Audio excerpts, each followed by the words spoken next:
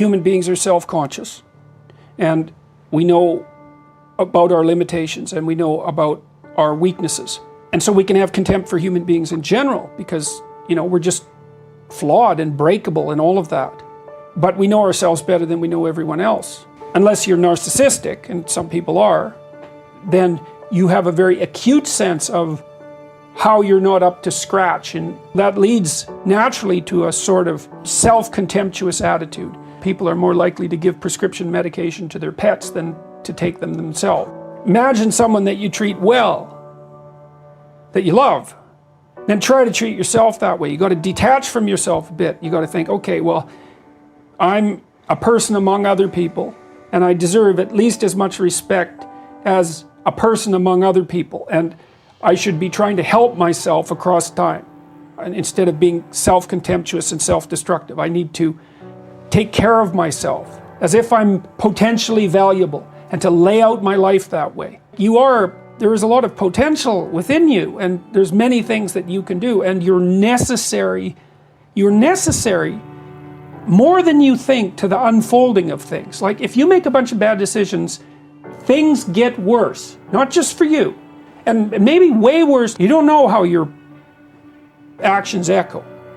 And so it matters what you do, and so part of what you do is you want to treat yourself as if what you do matters.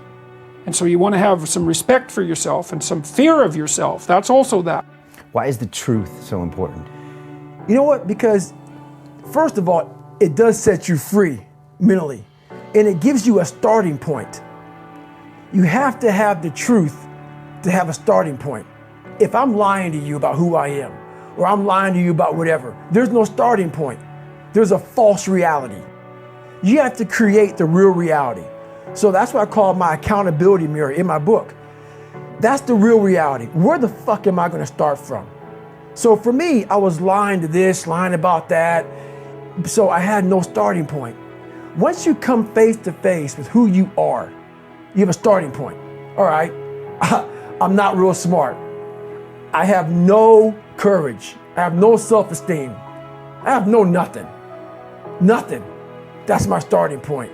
Now we can move from there.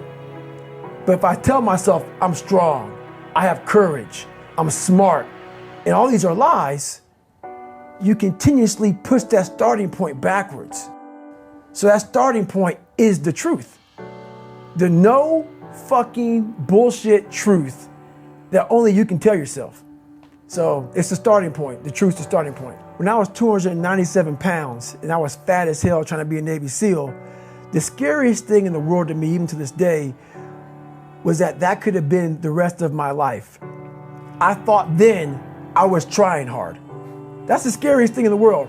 I thought then, 297 pound, working for Ecolab, spraying for cockroaches, making $1,000 a month. I thought that was me at my 100% potential. Come to find out, a few years later, I wasn't anywhere near that. 106 pounds less, graduate Navy SEAL training, went on to do all these other things. Looking back on that was me trying hard. That's why people gotta understand, what is in us, we have no idea until we start trying hard. And I mean really trying hard, where you're obsessed with, hey, this is my new norm. My new norm is that, wow, this isn't always fun. It's not always meant to be fun. And that's when you know you're trying hard. My teacher advised me when I first got started at age 25, he said, Jim, why don't you set a goal to become a millionaire? He said, it's got a nice ring to it. You know, enough zeros to impress your accountant. And he said, I'm here to help you. You're only 25 years old. You've been to 1 year of college. You've got a beautiful family, every reason to do it. Why don't you set a goal to become a millionaire? And he said, here's why. And I thought, he doesn't need to teach me why. Wouldn't it be nice to have $1 million? He said, no, then you'll miss it. He said, here's why. For what it will make of you to achieve it. I'm telling you, that statement changed my life. Set the kind of goals that will make something of you to achieve them. He said, now, once you become a millionaire, what's important is not the money. I thought, that's kind of strange teaching. He said, honest, it isn't important. He said, you could just give the money away. Now, I did better than that. I lost it all. By the time I was 31, I was a millionaire. By the time I was 33, I was broke. But when I lost all my money, guess what? I found out Mr. Schoaf was right. What was valuable was not the money. What was valuable was what I became to earn the money. The skills I had, the knowledge I had about the marketplace, the values that I had going for me. They were more valuable than the money. And here's an important statement to remember. It's not what you get that makes you valuable. It's what you become. So part of the key here is to set the kind of goals that will make something of you. Don't set them too low so that you don't have to grow and you don't have to read and you don't have to try and you don't have to stretch. Don't set them too low. And then don't sell out. Don't go for something that's going to cost you your virtue or cost you your values or sell out your principles. There's a good middle road here to follow. Goals that will inspire, goals that will help you grow, change, develop, and become better than you are.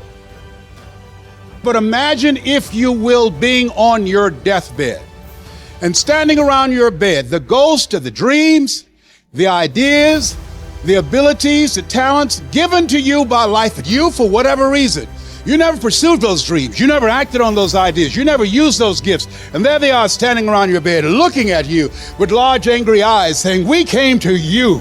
And only you could have given us life. And now we must die with you forever.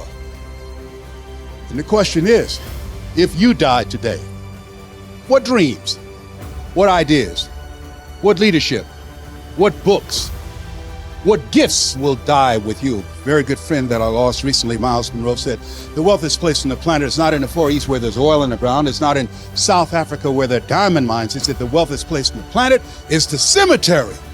Because there you find potential never realized. There you find dreams never pursued. There you find people allow themselves to be imprisoned by fear and living a small life. Maybe that's why one woman asked in a moment of anguish, what if you live your whole life only to discover it was wrong? Maybe that's why Henry David Thoreau said, oh God, to reach the point of death, only to realize that you've never lived, only to realize that you've never scraped the surface of your potential. Let us say together, live full, die empty.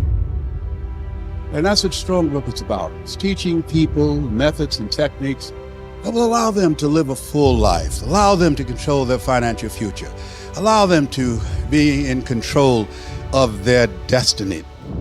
When I sit down in my discipline, in my morning meditation, the first thing that we have to do is we have to become conscious of our unconscious self. So it's entirely possible that we're judging other people and we don't know that we're doing it because it's an unconscious program. It's entirely possible that we're living by guilt every single day because it's become so common and so familiar to us. So as we begin to become conscious of those unconscious states, we're going into the operating system of the subconscious and making them conscious. So the more we are conscious of those unconscious states, the more control we have on those later on in our day. And so most people, they start out with really good intentions to think positively, but they may have been thinking, acting, or feeling negatively for the last 25 years. So I just take a little bit of time and I become aware of who I no longer want to be. Then I begin to think about who I want to be when I open my eyes, what thoughts I do want to fire and wire in my brain, what behaviors I do want to demonstrate. And if you begin to contemplate or even mentally plan or rehearse your behaviors, if you do it properly, mental rehearsal shows that you begin to install the neurological circuits in your brain. So now the brain looks like the experience has already happened, or better yet, the brain is primed now for you to get your behaviors to match your intentions in your waking day.